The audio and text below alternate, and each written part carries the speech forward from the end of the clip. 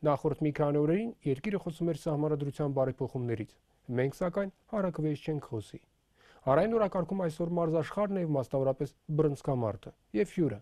բռնցքամարտի աշխարհի չեմպիոն Արթուր Աբրահամը։ Բարի երեկո։ Շնորհակալություն, որ ժամանակ գտաք եւ հյուրընկալվեցիք մեզ։ Բարև ձեզ։ Արթուր Աբրահամն նույն ինքը Ավետիք Աբրահամյան։ Ինչու այս պարագայում Արթուր Աբրահամ։ Ենթադրում էր, որ Ավետիք Աբրահամյան կարող էր լինել Ավետիք Աբրահամ, բայց այս պարագայում Արթուր անվանումը որտեղից է գալիս։ Դա մինչև այսօր իմ անձնագրի մեջ գրած է Ավետիք Աբրահամյան եւ իմ սպորտային անունը գրած է Արթուր Աբրահամ, երկու անուններ կապ իմ անձնագրի մեջ, բայց իմ մենեջմենտը մինչև իմ կարիերան սկսելը որոշեց, որ իմ անունը Աբրահամյանը դարձնել Աբրահամ եւ Ավետիքը փոխել Արթուրի հետ, որպեսզի դարձնեն King Arthur Abraham։ Ինչի համար, որ ավելի Եվրոպայում եւ ամբողջ աշխարհում ավելի հեշտ լինի promotion անել այդ անունը, որովհետեւ Ավետիք Աբրահամյանը դա հայկական անուն է, ճիշտ է, շատ եմ սիրում իմ անունը, հպարտ եմ, որ ես այդ անունը կրում եմ, դա իմ պապիկի անունն է։ Եվ բայց որպեսզի սպորտի մեջ լինես, որպեսզի կարողանան քեզ promotion անել, դու ավելի ճանաչվածներից ավելի հեշտ լինի անունդ արտահայտվելու, դրա համար նրանք մտածեցին եւ փոխեցին անունը, դարձրեցին Արթուրը, Ավետիքը Արթուր։ Օրինակ բերեմ, եթե ինչ-որ Աֆրիկայից կամ ինչ-որ մի պետությունից կամ Չինաստանից ինչ-որ մի մարդ կա Հայաստան, փորձի անունով ինչ-որ սպորտով զբաղվել եւ դառնալ հանրաճանաչ, ոչ մեկի անունը շատ դժվար կլինի արտահայտվել, համար պետք է դարձնել ինտերնացիոնալ անուն, որպեսզի ավելի հեշտ արտաբերվի, ավելի հեշտ մտապահվի եւ կարողանա դրանով promotion անել։ Ենթադրում եմ, որ այդ անվանումը ձեզ դուր է եկել, այդ պատճառով դուք համաձայնել եք։ Իսկ եթե դուր է եկել, նշանակում է, թե որոշակի բան կա։ Հիմա Արթուր Թագավոր Արթուր անվանումը ձեզ դուր է եկել այն պատճառով, որ այդտեղ թագավոր կա,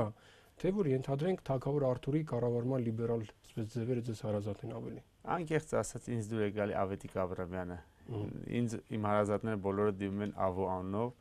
ոչ մեկին չի դիմում Արթուր անունով։ Արթուրը դա ինձ դիմում են միայն այն մարդիկ, ովքեր ինձ չեն ճանաչում։ Եվ դրա համար ես Արթուր անունը ինձ համար ոչ շատ հարազատ անուն, ուղղակի դա իմ աշխատանքային անունն է, գործի անունն է։ Ես դա ընդունում եմ որպես մի մականուն։ Այսինքն աշխատանքի մի մաս։ Այո, այո։ Լավ,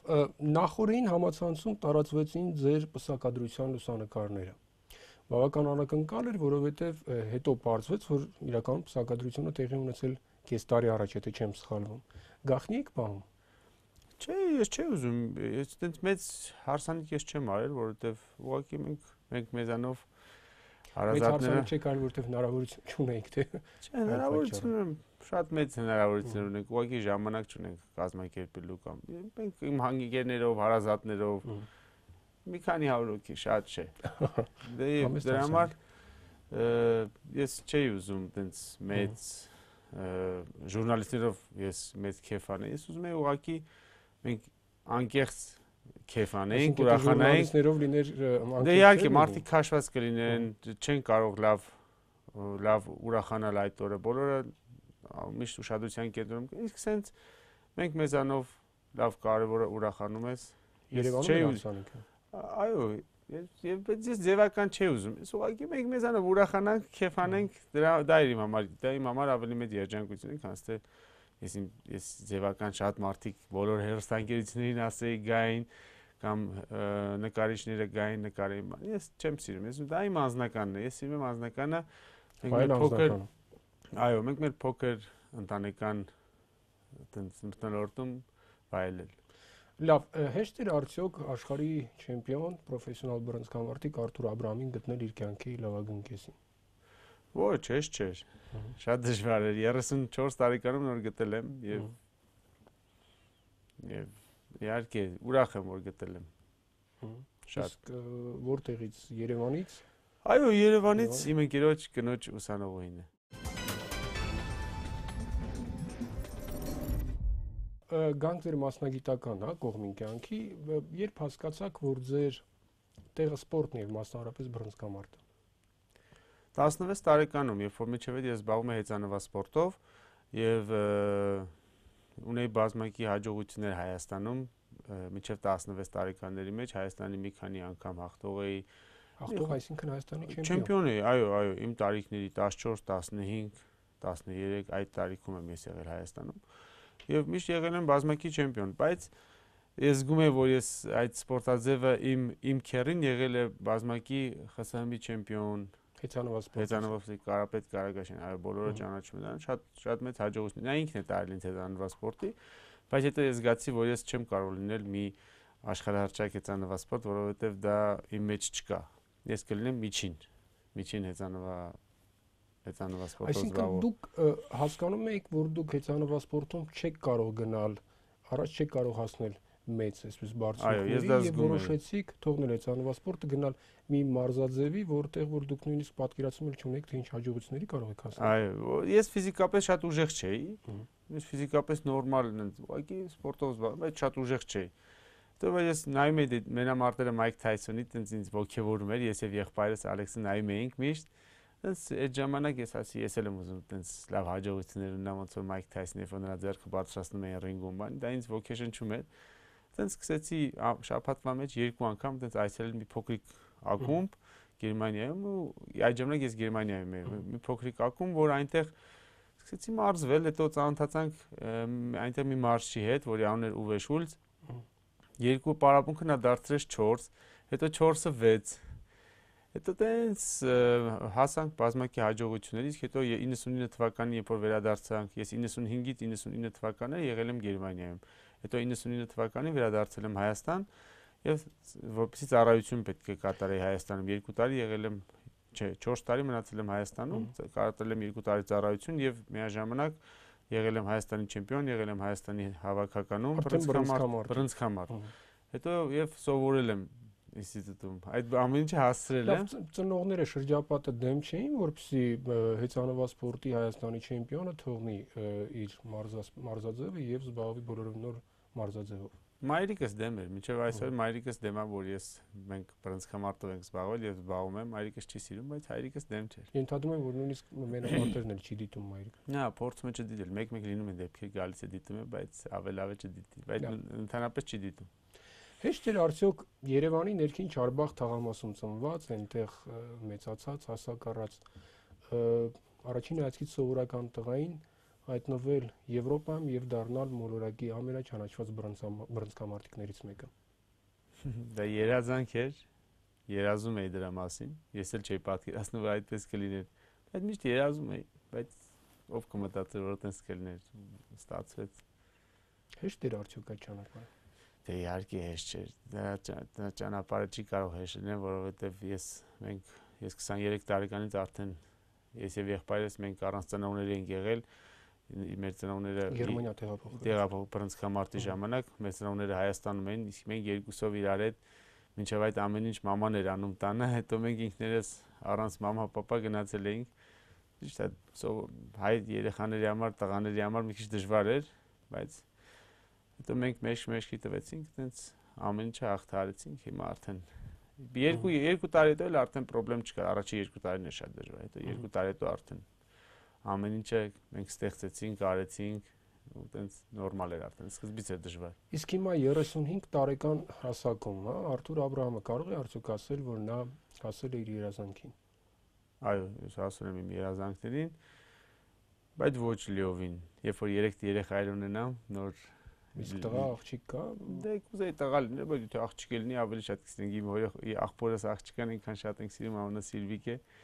Ամբողջ օրը սիրում ենք, երեխան երեխա է։ Բայց կուզեի բոլորից էլ լիներ։ Դա Աստված որ լինի։ 48 մենամարտ, եթե չեմ սխալվում, որից ընդամենը 4 պարտություն։ Ենթադրում եմ, որ հաղթելը ձեզ համար ավելի հեշտ պետք է լինի, քան պարտվելը, եւ զգացողություններն էլ հաղթանակի պարագայում պետք է շատ ավելի թեթև տանելի լինեն, քան պարտվելու պարագայում։ Ձեզ համար պարտությունը շատ ծանր երևույթ է։ Ահա որ շատ։ Ես կարելի ասել պարտվել եմ 2 անգամ, 4 անգամ եմ պարտվել թղթով, բայց մեկ անգամ որ աչքսել։ Ձեզ պարտություն է։ Այո, մեկ անգամ դիսկվալիֆիկացիա են արել։ Ինքս այդ մասին եմ։ Մեկ անգամ էլ աչքսել փակվել, բժիշկը կանգնացրեց, բայց 2 անգամ պարտվել եմ, որտեղ նրանք ինձնից ուժեղ են եղել եւ հաղթել են տեխնիկապես ուժեղ էին։ Մի խոսքով պարտվել եմ, ես ընդունում եմ իմ պարտությունը, որովհետև այդ ժամանակ ես այնքան ոնց ասեմ, տեխնիկապես իրանք ավելի չէ, իրանք ավելի լավ էին, պետք է որ պարտվել ես, պետք է ասես պարտվել։ Այսինքն դուք ընդունում եք, որ եղել են մենամարտեր, երբ որ ձեր մրցակիցը։ Այդ երկուսը ես ընդունում եմ, այո, իհարկե։ Իսկ հետո ռևանշ նրանց հետ եղել է։ Դեռ չի, մեկը արդեն բռնցքամարտը վերջացրել է, իսկ մյուսը կարող է լինի։ Վախենալը որ ձեզ հետ Չէ, ուղղակի նա արդեն տարիք առել էր եւ վերջացրեց կարիերան, չէր ուզում էր մենամարտել, իսկ մյուսի հետ կարող է լինել դեռ խոսակցություններ գնում են։ Գանք որակազրկման պատմությանը Super 6 World Boxing, եթե չեմ սխալվում, մրցաշարն էր, երբ որ դուք կարծեք թե հաղթանակով սկսեցիք, այնուհետև ձեզ որակազրկեցին։ Ինչու դա տեղի ունեցավ։ Որովհետև ես նրան ենթարկեցի նոկդաունի, երբ որ նոկդաուն է լինում, նրա ծունկը արդեն գետնին էր, այդ ժամանակ ես նորից հարվածեցի, երբ որ նա ծունկը արդեն գետնին է, իրավունք չունես հարվածես։ Եվ նա չբարձրացավ վերև, լրիվ նոկդաունն եղավ, այտենց բարկած մնաց։ Դրա համար ես որակազրկվեցի, բայց ես չէի տեսել, որ նա ծունկը գետնին էր այդ ժամանակ, ուղղակի շատ խառնես լինում, ժամանակ չկա այդպես բաներ նայելու։ Ուղղակի դրանք վարքյաններ են, որ չես կարողանում մտածել։ Եթե ունենաս 2-3 վարքյան մտածելու, ճիշտ քայլեր կանես։ Ուղղակի վարքյաններ չկան մտածելու, պիտի միանգամից գործես։ Ես էլ սխալ գործեցի, այտենց որակազրկ։ Ես հիշում եմ, որ մարզաշխարհում ձեր այդ քայլը բավական վատ ընկալվեց։ Եվ հիշում եմ, որ սուր քննադատություններ էին հնչում ձեր հասցեին, որ դա մարզական արարք չէր, որ դա վայել չէ բռնցքամարտիկին եւ այլն։ Ծանր էին այդ քննադատությունները ձեզ համար։ Չէ, ընդհանրապես, գիտեք ինչ, ռինգում բոքսով ես զբաղված, ռինգում այդպես բաների ուշադրություն չես դարձնում։ Դու ուզում ես նրան հաղթես, շատ արագ նոկաուտի ենթարկի, եթե շանս ունես օգտագործում ես։ Ես այդպես բաների ընդհանրապես ուշադրություն չեմ դարձնում։ Կարող եմ արդյոք ենթադրել, որ դա ձեզ համար ծանր չէ, որովհետև դուք ունեք արդարացում, դա այն է, որ դուք չեք նկատել, որ ծունկը կպած է։ Իհարկե, ես չէի նկատել, որ նկատեի, ես չէի հարվածի։ Հետո ձեր մնացած հաջողությունները, եկավ մի պահ, երբ կարծեք թե շատերը սկսեցին խոսել, որ ժամանակն է ասպարեզից ձեր դուրս գալու մասին, հա, թե տարիքի հետ կապված, թե առաջին երկու պարտությունից հետո։ Այնուհետև Արթուր Աբրահամը կարծեք թե կարողացավ վերագտնել ուժ, հաստատակամություն եւ վերադառնալ, ու չասեմ վերադառնալ ռինգ, այլ վերադառնալ նոր միգուցե ուժով, հա, նոր այսպես ջանքով եւ հաստատել, որ ինքը Արթուր Աբրահամն է։ Ինչպես տեղի ունեցավ դա։ Եղավ իսկապես այդ պահը, երբ որ դուք զգում եք, որ միգուցե ժամանակն է եղանալ։ Չէ, դες բաներ չեղան։ Ինձ իմ պարտությունները ավելի ուժեղացրեցին եւ ավելի ուժեղ դարձրեցին, որովհետեւ ես իմ սխալից սովորեցի եւ իմ սխալի վրա աշխատեցի, որ մյուս անգամ էլ այդ սխալը չկրկնեմ։ Ու այդպես արդեն միայն հաղթանակներ են լինում։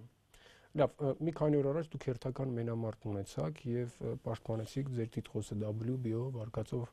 աշխարհի չեմպիոնի կոչում։ Հեշտ մենամարտ էր։ Ոչ մի մենամարտ հեշտ չի, անկեղծ ասած, ոչ մի մենամարտ։ Բոլոր մենամարտերը շատ դժվար են եւ բոլոր մենամարտները հաղթում ես քրտնքի եւ արունի շնորհիվ։ Ոչ մի մենամարտ նվեր չի տրվում։ Բոլորն էլ սոված գայլերի նման գալիս են, ուզում են այդ գոտին վերցնեն։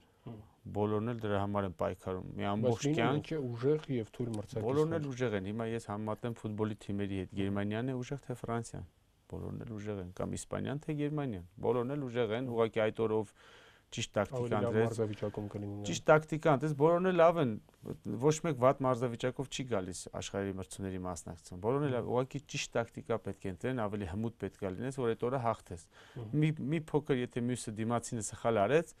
ապա հակառակորդը կօգտվի այդ սխալից եւ քեզ կամ նոկդաունը կենթարկի կամ ինչ-որ ծանր հարված կհասցնի եւ նույնը դու ես նրան անում։ Նույնն եմ ասում, ֆուտբոլի մեջ կարելի է համատել, եթե մի հատ սխալ են գործում, 1-2 գոլ են խփում, վերջացավ արդեն էլ խաղը փակվեց, չէ՞ կարելի ասել, էլ նրանք անցնեն պաշտպանության, նույնն էլ բռնցքամարտի մեջ է։ Պետք է սխալներ չգործես։ Այդ օրով լավ տակտիկա ընտրեց, նա էլ հաղթում է, ուղղակի դա է։ Իսկ հմուտները միշտ լավ տակտիկա են ընտրում։ Լավ, գանք տակտիկային։ Որոշ վերլուծաբաններ, չգիտեմ որքանով են նրանք կապված բռնցքամարտի հետ, որքանով են մասնագիտացած, այդուհանդերձ պնդում են, որ ձեր ոճը մենամարտելու դիտարժան չէ։ Նույ եթե համեմատելու լինենք այլ բռնցքամարտիկների հետ, հա, դիտարժան չէ, որովհետև դուք որպես կանոն ավելի շատ պաշտպանվում եք, հետո որսում եք հարմար պահ, 1-2 հարված հասցնում, դրանով կորզում անհրաժեշտ միավորները եւ վերջնարդյունքում հաղթում մրցակցին։ Դուք համամիտ եք այդ բնման հետ։ Դա իմ տակտիկան է, մարզիչի ստեղծած տակտիկան է, որովհետև նրա մեր տակտիկան է շատ ավելի պաշտպանված դիրքից հարվածներ հասցնել։ Եվ նույն ժամանակ հոգնեցնելով մրցակցին։ Այո։ Դա նրա տակտիկան է, ապահով դիրքից հարվածներ թարգմանում եմ իր ասած բառերը, ապահով դիրքից հարվածներ հասցնել, որովհետև ումն է պետք է 10 անգամ հարվածես նրան, ինքը քեզ մի անգամ հարվածի ընկնես։ պետք չի, չէ։ Դրա համար ավելի լավ այդ տակտիկան ընտրես, որ դու ավելի ապահով լինես եւ փորձես նրան հարվածներ հասնել։ Այսինքն ապահովագրված հաղթանակի ճանապարհով։ Փորձում ես, գիտեք, դիմացինը նա Դիմացին նույնպես տակտիկա ունի։ Դիմացին էլ տակտիկա ունի, նայել է աշխարհի մակարդակի բռնցքամարտի, չես կարող քո ուզած ձևով նրան հաղթել։ Բայց փորձում ես ամեն ինչը այնց անել, որ դիմացինի քո տակտիկան ցույց տաս, քո տակտիկայով իրան հաղթես, որովհետեւ դիմացին էլ իր տակտիկա ունի, հետո ով ճիշտ իր տակտիկան ասենց կարողացավ օգտագործել, նա էլ կհաղթի, դրա համար ասում եմ, էլի հմուտ պետք է լինես, այնց իսկ աշխարհի արդեն որ մակարդակը բարձրանում է այդ բարձր լեվելի վրա, արդեն տարբերությունները սենց չի կամ սենց չի, սենց շատ բարձր չի, արդեն շատ քիչ են տարբերությունները, այդ քիչ տարբերություններով ես հաղթում, որովհետեւ դիմացինը շատ թույլ չի։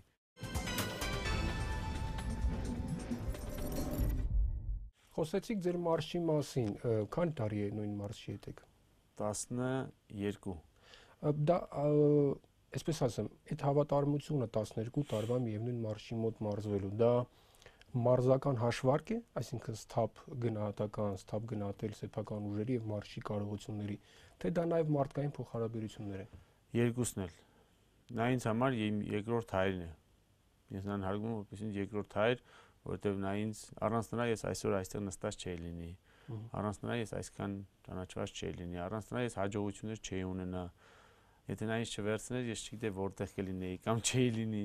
Մի խոսքով ինչ կա, ես նրան պետք է շնորհակալ հայտնեմ, որովհետև ինքը շատ ուժեղ մարդ է, ճիշտ է, շատ խիստ է, բայց ես իրան շատ եմ սիրում, որպես երկրորդ հայր, ու ինքը լավ մարդ է։ Մեկ շատ է ջղայնանում, բայց ես նրան ես միշտ ներում եմ, որովհետև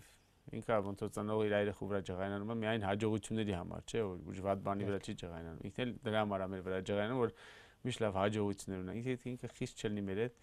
Մենք էլ այն ժամանակ հիմա դե արդեն մի քիչ մեծ ենք, այն ժամանակ ինչ կուզենք կանենք, հաջողություններ չենք ունենա, բայց ինքը շատ լավ մարդ է։ Լավ, կապված թե մարշի եւ թե Գերմանիայի հետ։ Կան պնդումներ, որ դուք չնայած հաջողության այն մեծ ռեսուրսին, որն այսօր ունեք, եւ գրանցած բազմաթիվ հաղթանակներին, չկարողացաք դուրս գալ պատկերավորած ամերիկյան մրցանակ։ Եվ այնտեղ խաղադրույքները շատ ավելի բարձր են, այնտեղ կարգավիճակը շատ ավելի բարձր է, այնտեղ հոնորարները շատ ավելի մեծ են, եւ շատերը փորձում են դա կապել հենց ձեր ընտրության հետ, մարշի, երկրի հետ եւ այլն։ Արդյոք դա գիտակցված ընտրություններ, թե դուք կուզեիք տեղափոխվել նաեւ Միացյալ Նահանգներ, այսինքն ավելի բարձր հարթակում ելույթներ ունենալ։ Գիտեք ինչ, ես որ ասեք այնտեղ գումարները ավելի բարձր են, չէ, այնտեղ 1, 2, 3 հոգի են այդպիսի մեծ գումարներ վաստակում, ոչ բոլորը։ Իսկ Գերմանիայում գումարները ավելի բարձր են, քան թե Ամերիկայում, դա էլ ասեմ։ Որովհետև բացի մի քանի հոգուց, նորից եմ կրկնում, երևի 5 հոգի, որ նրանք այնտեղ ավելի շատ։ Դե խոսքը հենց այդ 5 հոգու մեջ է։ Իհարկե, օրինակ Մեյվեդերը, Փակյանը եւ ուրիշները, դրանք կան մի քանի հոգի, որ արդեն, բայց մի 5 հոգի, որովհետև արդեն ճանաչում են նրանց Ամերիկան եւ pay-per-view գոյություն ունի, ու եթե ուզում են նրանց դիտել մեքսիկները կամ այտենց վճարում են դրա համար։ Իսկ եթե դու պետք է տեղափոխվես Ամերիկա, դու պիտի սկզբից կարիերան այնտեղ սկսես, որովհետև արդեն քեզ պիտի ժողովուրդը ճանաչի։ Իսկ եթե միանգամից գնում ես, ես գնացել եմ Ամերիկա, հաղթել եմ 2-3 անգամ, պարտվել եմ էլ մի անգամ, բայց կապ չունի։ Ժողովուրդը դեռ քեզ չի ճանաչում։ Գերմանիա ավելի շատ են քեզի նայել, քան Ամերիկայում։ Դրա համար պետք է պատմություն ունենաս, որ անընդհատ քո ճանաչվածությունը Ամերիկայում էլ շատանա, որպեսզի քեզ դիտեն։ Իսկ եթե ժողովուրդը դիտում է, ժամանակ վճարում է։ Ամերիկային այդպես է։ Դուք համոզված եք, որ ոչինչ չեք կորցրել մնալով Գերմանիայում։ Ընդհանրապես, ես քչով բավարարվող մարդ եմ։ Ես Գերմանիայում թող ես լիքը հաջողություններ ունենամ, թող ես լինեմ աշխարհի չեմպիոն, թող իմ գումարը մի քիչ լինի, քան Ամերիկայում, բայց կարևորը ես լինեմ իմ հաջողության տերը, իմ գոտի տերը եւ լինեմ միշտ աշխարհի չեմպիոն։ Մեր մյուս բռնցքամարտիկից Վիկ Դարչնյանից տեղեկություններ ունեք, շփում կա։ Ես բոլորի հետ շփվում եմ իհարկե։ Շփում կա։ Այո, բոլորի հետ։ Լավ, գիտեմ, որ շատ մտերիմ եք Հենրիխ Մխիթարյանի հետ։ Այո։ Մի քանի անգամ նաև տեսել եմ, թե ինչպես են մասնակցել ձեր մենամարտերին։ Ճիշտ։ Նրա ներկայությունը ձեզ ուժ տալիս է։ Մենք իրար հետ շատ լավ ընկերներ ենք եւ ես նրան դիտում եմ որպես ընկեր։ Իմ ընկերները ինձ, գիտեք, ինձ ոգեշնչում են իրենց ներկայությամբ, որ իրանք ներկայ են, բայց ինձ ռինգում ուժ տալիս է միայն իմ մարզիչը, իր խոսքերով, իր ոգևորությամբ այդ ժամանակ ես արդեն մոռանում եմ ընտանիք, ընկեր, բարեկամ, եղբայր, բան։ Միայն իմ եղբոր ձայնն եմ լսում այնտեղ ռինգի կողքը եւ իմ արսի։ Ուրիշ ոչ մի բան ես չեմ լսում, բայց այնտեղ կան 15000 հոգի մարդ, որոնք բղավում են, մեկը սենց, մեկը նենց, բայց ես չեմ լսում։ Ես լսում եմ մենակ իմ եղբոր Ալեքսի ձայնը եւ իմ արսի ձայնը։ Բայց դրանից հետո բոլորի հետ էլ ես շատ լավ ընկերներ ենք։ Ուղղակի դա արդեն մասնագիտական գործի ժամանակ չես կարող բոլորին լսել։ Իմ հայրիկն էլ է այնտեղ նստած, սակայն նա միայն ոչ մի անգամ չի բղավում, որովհետև գիտի, որ ես չեմ լսում, ուղղակի նա ներքուստ շատ է ներշնչում։ Ինչն է մտերմացրել համաշխարհային սպորտի երկու հայ աստղերին, Արթուր Աբրահամին եւ Հենրիխ Մխիթարյանին։ Միգուցե արտերկրում լինելու օտարության մեջ լինելու գործոնը նաեւ։ Ես գիտեք, մի սկզբունք ունեմ, ես ուզում եմ, որ բոլոր, ոչ միայն ես ու Հենրիխ Մխիթարյանը, այլ բոլորը, ես եմ այդպես սիրում, որ բոլոր լավ սպորտսմենները, լավ հաջողության հասած մարդիկ թող միշտ իրար հետ կապի մեջ լինեն, թող միշտ իրար հետ լավ լինեն, միշտ իրար հետ շփում ունենան, մեկը մեկին խորհուրդ տա, մեկը մեկին օգնի, կյանքում վատ բան չանի, ուղղակի կապի մեջ լինեն, եթե օգտակար կարող ես լինել, կլինես, չես լինի, ուղղակի լավ բարև կտաս, մատ կգրկես, մատ իրան կամ կշնորհավորես, կամ կգնաս իր խաղերը կնայես, ուղղակի լավ կապի մեջ լինենք, ինչ ա մնում ես այս կյանքում։ Միշտ լավ լինենք մեկս մեկի հետ, ինչի վատ լինենք կամ մեկս մեկի հանդեպ վատ տրամադրված։ Ես դες բաներ չեմ սիրում։ Ես սիրում եմ կյանքում ընդհանրապես չեմ սիրում վատություն անել։ Ես շատ չես կարող լավություն անել, վատություն էլ միա, բայց մարդկանց հարգի։ Ես բոլորին հարգում ու եթե ինչ-որ մի սպորտսմեն գալիս այնտեղ, ելի եմ փորձում նրա կողքը լինել, նրա հետ կապ ունենալ եւ նրա հետ լավ հարաբերություններ ստեղծել։ Նույնն էլ Հենրիկի հետ, մենք շատ լավ ենք, մեկս մեկին հարգում ենք որպես լավ ընկեր, լավ սպորտսմեն։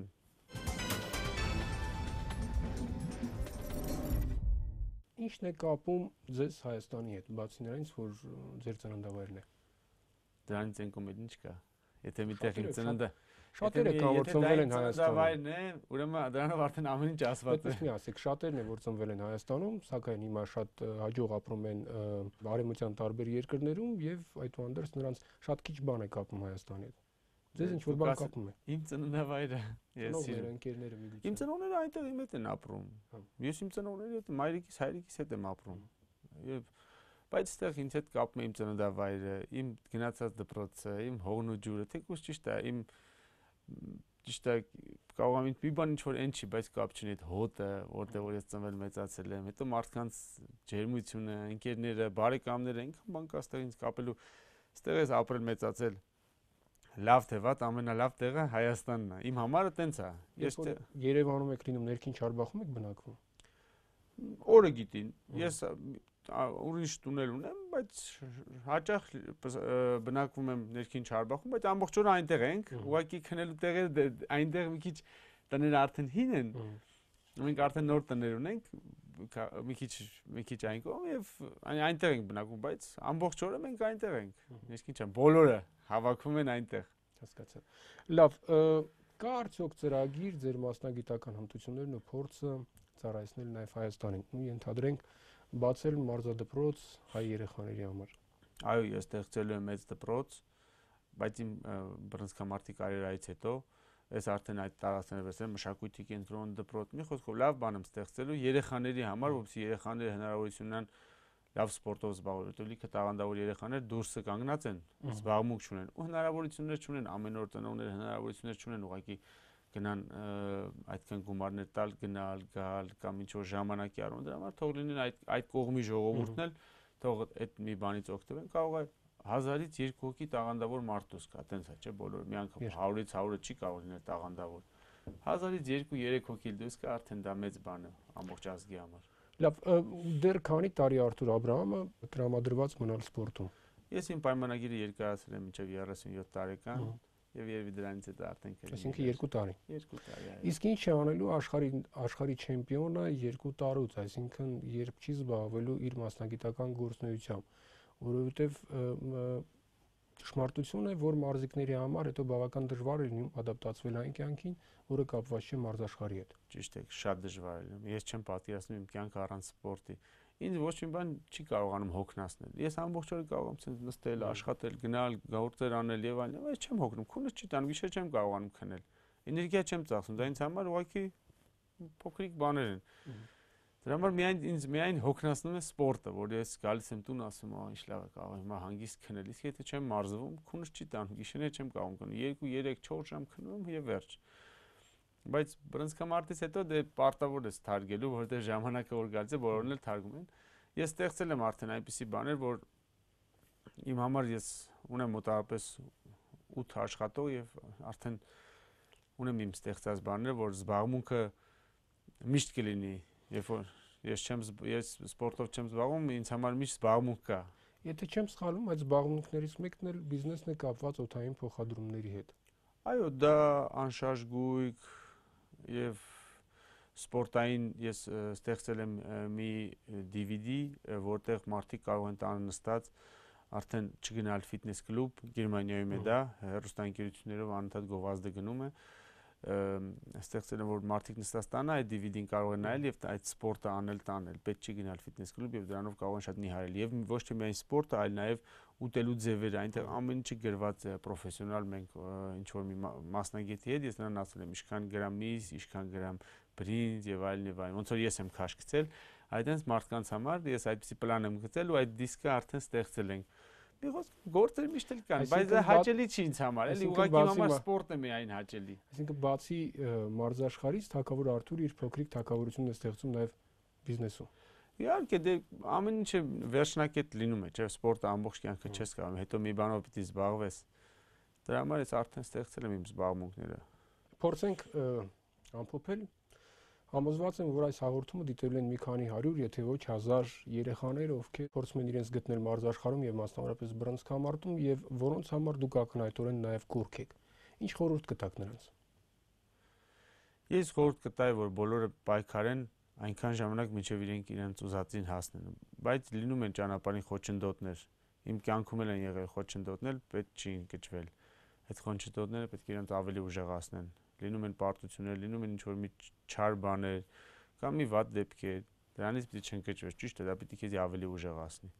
որովհետև դրա համար մյուս անգամ պիտի ասես ես ավելի լավը պիտի լինեմ, որ էլի դի չլինի։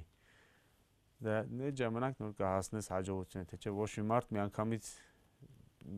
ներքևից չի բարձրացել վերև, բոլորը պետք է հատ-հատ աստիճանները բարձրանալով բարձրանան վերև, միանգամից չես կարող առաջին աստիճանից բարձրանալ վերջին աստիճանը, անհնար է, անդադ քայլ առ քայլ աստիճանները պետք է բարձրանաս, տենց էլ կյանքում քիչ-քիչ ամեն ինչ, բայց պետք է քեզ վստահես, որ դու լավն ես, դու ուժեղ ես,